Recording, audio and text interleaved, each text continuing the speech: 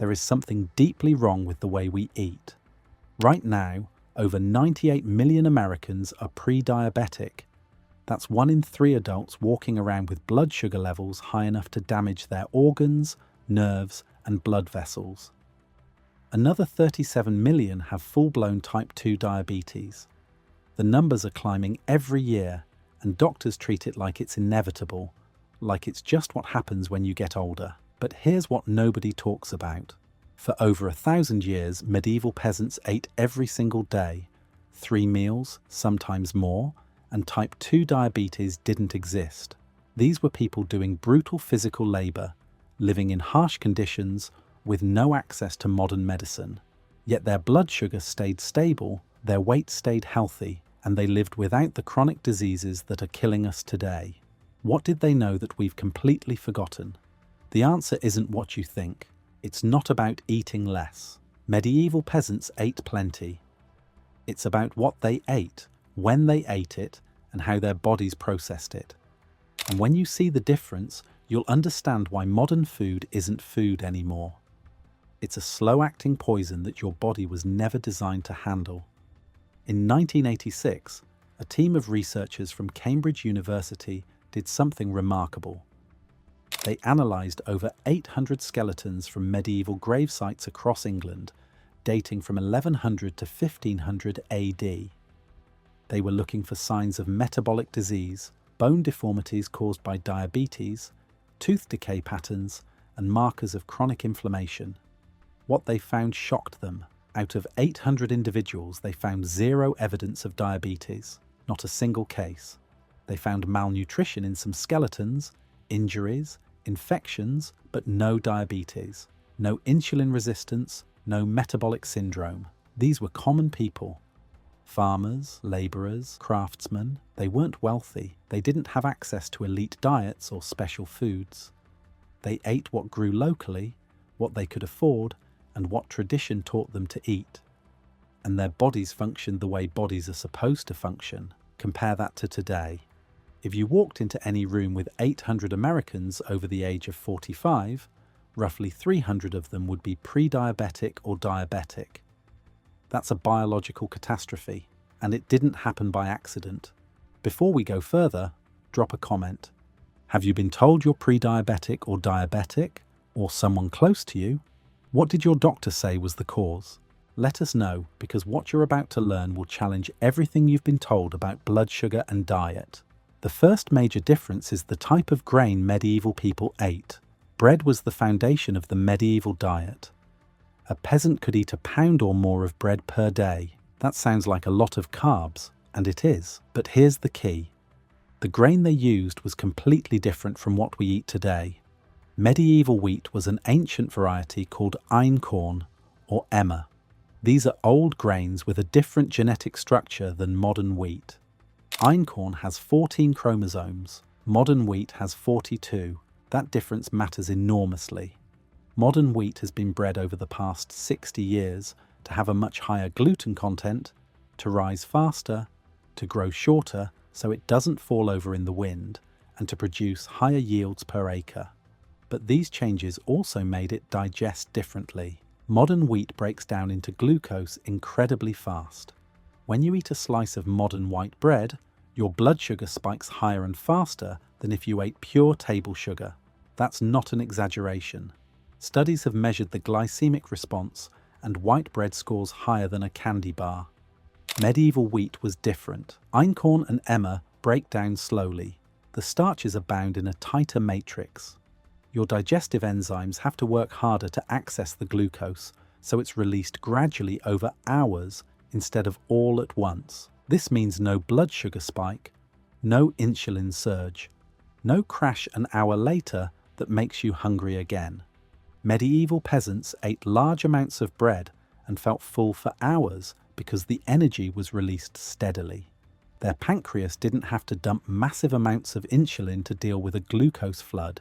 Over a lifetime, this difference is everything. Constant insulin spikes exhaust your pancreas, damage your cells, and eventually lead to insulin resistance, the precursor to diabetes. Steady, slow glucose release keeps your system balanced and healthy. We traded that balance for convenience and yield. Modern wheat grows faster and cheaper, but it's destroying our metabolic health. Then there's the way the grain was processed. Medieval bread was made from whole grain flour, stone ground, often with bits of bran and germs still in it. Nothing was removed. You ate the entire kernel. That meant fiber, lots of fiber. Fiber slows digestion. It forms a gel in your stomach and intestines that delays the absorption of glucose. It feeds your gut bacteria, which produce short-chain fatty acids that improve insulin sensitivity. Medieval bread had 8 to 12 grams of fiber per serving. Modern white bread? Less than 1 gram. Even whole wheat bread today is made from flour that's been milled so fine it behaves almost like white flour. The bran is pulverized into dust. It doesn't slow digestion the way coarse, intact fiber does. The result is that modern bread, even the brown kind that looks healthy, hits your bloodstream almost as fast as refined sugar. Medieval peasants also ate bread that had been fermented. Not the quick-rise yeast we use today. They used sourdough starters, wild yeast and bacteria that fermented the dough for 12 to 24 hours before baking. This fermentation did two things. First, it broke down some of the starches and made the bread easier to digest. Second, it lowered the glycemic index. Fermented bread releases glucose more slowly than non-fermented bread made from the same flour. Studies done in the early 2000s compared sourdough to standard bread and found that sourdough caused a 25% lower blood sugar spike. Medieval bakers didn't know the science, but they knew from experience that slow fermented bread tasted better, lasted longer, and kept you full. They were accidentally optimizing their food for metabolic health. Now let's talk about what medieval peasants didn't eat. Sugar. They had almost none. Honey was the only concentrated sweetener, and it was expensive. A peasant family might have a small pot of honey that lasted months, used sparingly on special occasions. The rest of the time, food was not sweet. Vegetables, grains, meat, fish, dairy. None of it was sweetened. Compare that to today. The average American eats 77 grams of added sugar per day. That's 19 teaspoons every single day. It's hidden in bread, sauces, soups, salad dressings, yogurt, cereal, drinks. You're eating sugar in foods you don't even think of as sweet, and your body cannot handle it. Humans did not evolve to process 77 grams of pure sugar daily. When you eat that much sugar, your liver gets overwhelmed. It converts the excess into fat and stores it in your liver and around your organs. This is called non-alcoholic fatty liver disease, and it's now epidemic in the United States. Fatty liver leads directly to insulin resistance and diabetes. Medieval peasants didn't have this problem because they weren't drowning their livers in fructose every single day. Let's talk about beverages. Medieval peasants drank water, small beer, which was a very weak fermented barley drink with less than 2% alcohol, and occasionally milk. That's it. No sodas, no fruit juices, no energy drinks, no lattes with flavoured syrups. When you drink sugar, it hits your bloodstream faster than when you eat it because there's no fibre, no fat, no protein to slow it down. A can of soda delivers 39 grams of sugar directly into your blood in minutes. Your pancreas panics and floods your system with insulin. This happens multiple times a day for millions of people. It's a metabolic assault. Medieval peasants drank beverages that had zero or near zero sugar. Their blood sugar stayed stable all day, every day, for their entire lives. Next is meal timing and frequency. Medieval peasants ate 2 to 3 meals a day. Breakfast, if they ate it, was simple. Bread, maybe some cheese or leftovers. The main meal was midday after several hours of work. They called it dinner, and it was the largest meal of the day. Then a lighter supper in the evening. Between meals, they ate nothing. No snacks, no grazing, no constant eating. This pattern gave their bodies long breaks between meals, periods where insulin levels dropped, fat could be burned, and cells could rest and repair. Modern eating is the opposite. We eat breakfast, then a snack, then lunch, then another snack, then dinner, then dessert, then maybe a late-night snack. We're eating from the moment we wake up until we go to bed. Insulin is constantly elevated. Your body never gets a chance to burn fat or reset. This constant eating, even if the food was healthy, keeps insulin high and drives insulin resistance. Medieval eating patterns naturally supported metabolic health. They didn't snack because food was work to prepare, and you ate when the meal was ready. That accidental fasting between meals was one of the most powerful things they did for their health. Let's talk about vegetables. Medieval peasants ate a lot of them. Cabbage, onions, leeks, turnips, peas, beans, kale, carrots.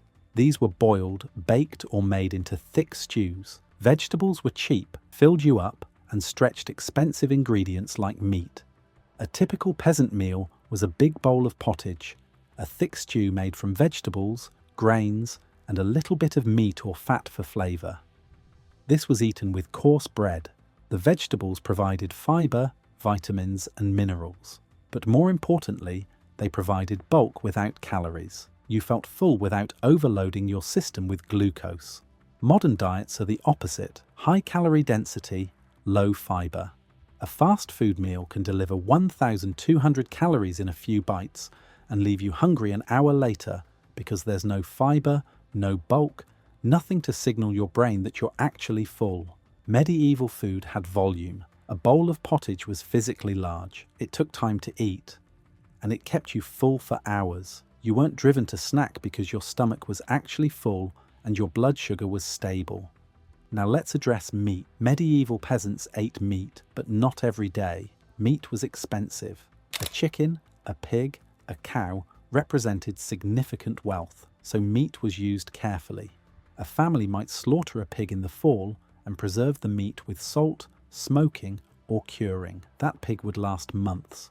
They'd eat small amounts of meat mixed into stews, used for flavour, not as the main component of every meal. Compare that to today, where people eat meat 2 or 3 times a day. Breakfast sausage, a deli sandwich for lunch, a steak for dinner. The problem isn't meat itself, it's the quantity and the type. Medieval meat came from animals that grazed on pasture, ate grass, moved around. The fat composition was different, higher in omega-3 fatty acids, lower in inflammatory omega-6. Modern factory-farmed meat comes from animals fed grain, often corn and soy, kept in confined spaces, and given antibiotics. The fat is heavily skewed toward omega-6, which promotes inflammation. Chronic inflammation is a major driver of insulin resistance. Medieval peasants ate small amounts of high-quality meat. We eat large amounts of low-quality meat. That difference compounds over decades. Then there's dairy. Medieval peasants consumed dairy, but it was raw, unpasteurized, and usually fermented. Cheese, buttermilk, curds. Fresh milk spoiled quickly, so it was usually turned into something that would last. Fermentation reduces lactose, the sugar in milk, and adds beneficial bacteria. Cheese has almost no lactose. It's pure fat and protein. Fat and protein don't spike blood sugar. Medieval dairy was a stable, blood sugar-friendly food. Modern dairy is different.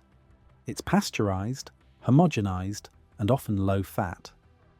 When you remove the fat, you're left with more lactose, which is sugar. Skim milk has more sugar per serving than whole milk because the fat has been removed. Flavoured yogurts are loaded with added sugar. A single serving of fruit-flavoured yogurt can have 20 grams of sugar. Medieval peasants ate full-fat fermented dairy with 0 added sugar.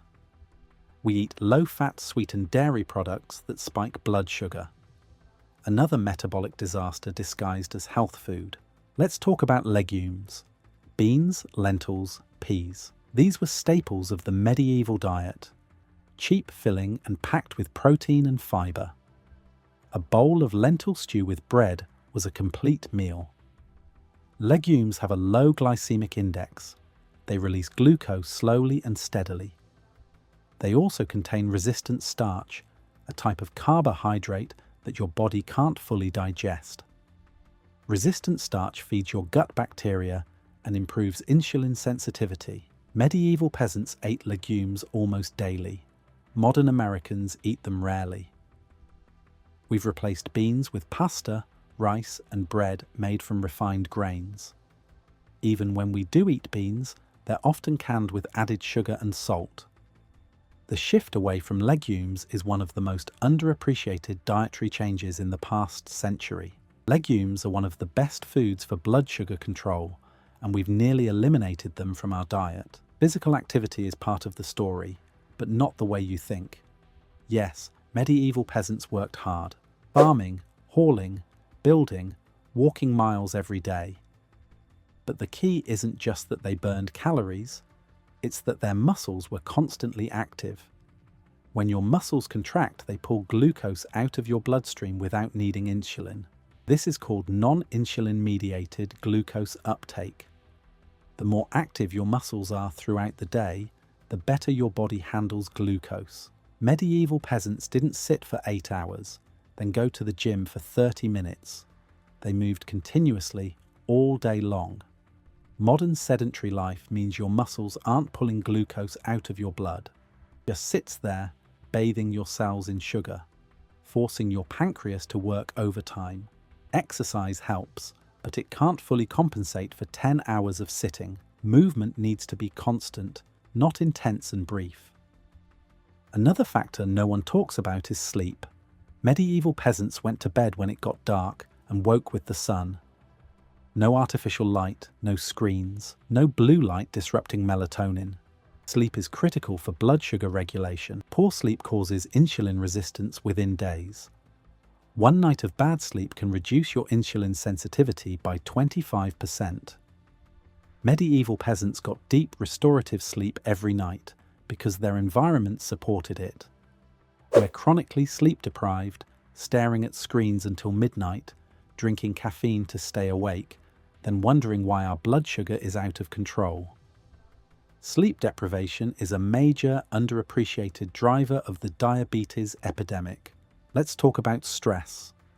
Medieval life was hard, but it had a rhythm.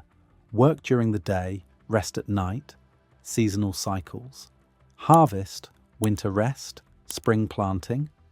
There were no emails, no 24-hour news cycles, no financial markets crashing while you sleep. Chronic psychological stress raises cortisol, which raises blood sugar and promotes insulin resistance. Modern life is a constant low-grade stressor. Financial pressure, work demands, information overload, social comparison on social media. Your body is in a perpetual state of fight or flight. Cortisol stays elevated. Blood sugar stays elevated. Over years, this wears your system down. Then there's the food supply itself. Medieval food was local. It came from within a few miles of where you lived. It was seasonal. You ate what was available that month, and it was whole. Nothing was processed, refined, or chemically altered. Modern food is industrialized, grown thousands of miles away, picked unripe, shipped in refrigerated trucks, sprayed with preservatives, and engineered for shelf life, not nutrition. The nutrient density has collapsed. A modern tomato has a fraction of the vitamins and minerals it had 50 years ago because the soil is depleted and the varieties are bred for appearance and durability, not nutrition. Medieval food was nutrient-dense because the soil was healthy, the plants were grown slowly, and nothing was bred for convenience. When your food is nutrient-poor, your body stays hungry. You eat more, trying to get the nutrients you need, but you just get more empty calories. This drives overeating and weight gain, which drive insulin resistance. The most disturbing part of this story is that the medical establishment treats diabetes as inevitable. They tell you to manage it, not reverse it. They prescribe medications that lower your blood sugar artificially, but do nothing to fix the underlying problem, and they never talk about what medieval peasants ate or how they lived. Why? Because the solution isn't profitable. You can't patent vegetables, whole grains, and long walks. But you can patent drugs. So the system pushes drugs and tells you diabetes is genetic, it's aging, it's bad luck. It's none of those things. it's the food, it's the lifestyle. And both can be changed. If you want to eat like a medieval peasant, here's what you do. Eat whole grains, real minimally processed grains. If you can find einkorn or emmer flour, use it. If not, buy the coarsest whole grain flour you can and make sourdough. Let it ferment for 24 hours. Eliminate added sugar. Completely. No sodas, no sweetened foods, no hidden sugars in sauces. If it tastes sweet and it's not fruit, don't eat it. Eat vegetables at every meal. Big portions. Fill half your plate. Eat legumes daily. Beans, lentils, chickpeas. They're cheap and powerful. Eat meat sparingly, a few times a week, not every meal. Choose pasture-raised if you can. Eat full-fat dairy, preferably fermented. Cheese, plain yogurt, kefir. Stop snacking. Eat 2 or 3 meals a day and nothing in between. Move constantly. Walk, work with your hands, stay active all day. Not just a gym session. Sleep when it's dark. Turn off screens, get blackout curtains, prioritize 8 hours. Reduce stress, disconnect from the news cycle, spend time in nature, build community. These aren't extreme measures. This is how humans lived for millennia. And it worked. The science backs this up. Studies on traditional diets, Mediterranean, Okinawan, hunter-gatherer, all show the same thing. When people eat whole, unprocessed foods and live active lives, diabetes is virtually non-existent. But when they adopt a Western industrial diet, diabetes explodes within a generation. It's happened in every population it's been tested in. The Japanese had almost no diabetes until they started eating Western food. The Pima Indians in Arizona had no diabetes when they ate their traditional diet. Then they switched to flour, sugar, and processed food, and now over 50% are diabetic. It's not genetics, it's the food. If you're getting value from this, hit that like button and subscribe. We're pulling back the curtain on the lies the food industry and medical system tell you. The medieval peasant sitting at his table with bread, vegetables, stew, and water wasn't suffering. He was healthy. His body worked the way it was designed to.